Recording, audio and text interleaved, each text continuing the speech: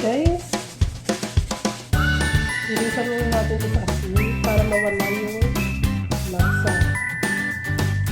Tapos, huhugasan natin siya maputi.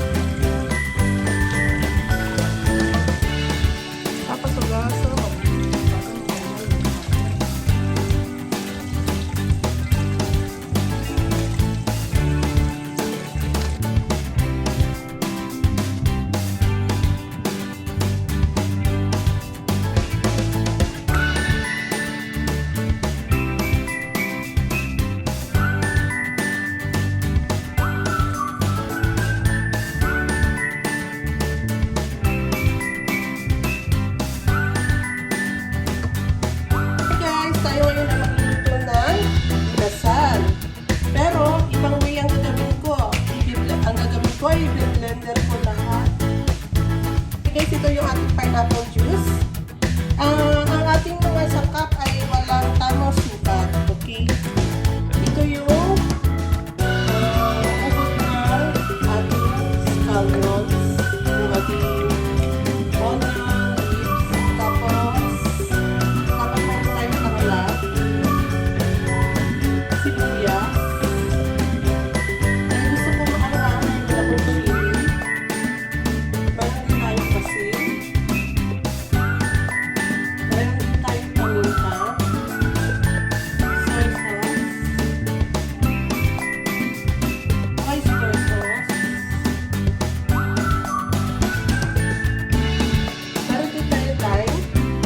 Dalawa, ang tama na. Tapos garlic. Mga 4 na sunod. Tapos i-blender natin guys.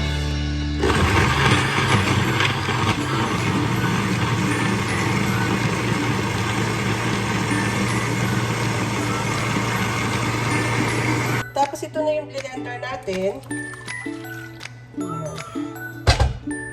I-marinate natin ang ating chicken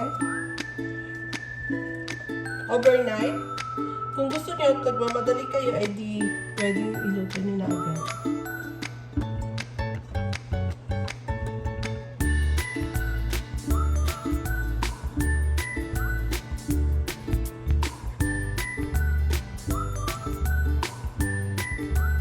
Guys, lutuan tayo ng Anato oil. Painit lang tayo ng mantika. Saka, ito yung taba na pinag-alisan natin dito.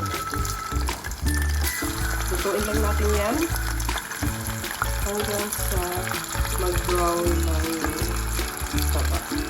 Ayan guys, pag brown-brown na, ayan, lagyan lang natin ng mama sitas aswete. Lahat ng mga ginagamit ko guys, ay walang kinalaman ng mama sitas dito.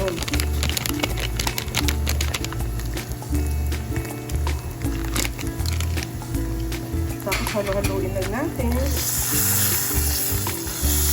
Yan ang ating magiging Annato oil. Pambaw-baw.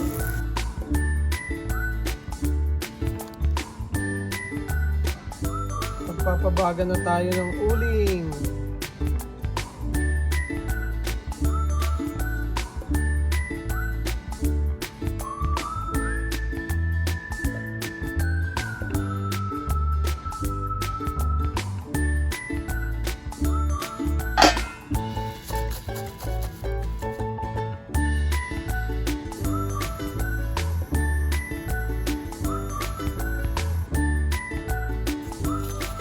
Tayo.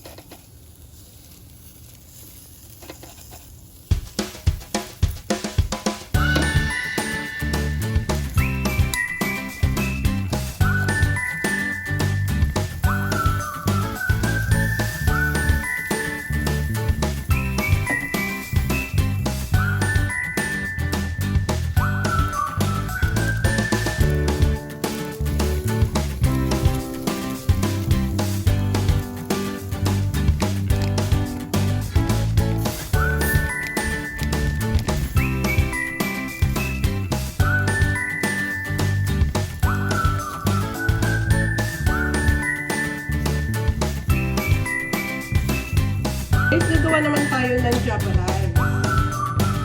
Olive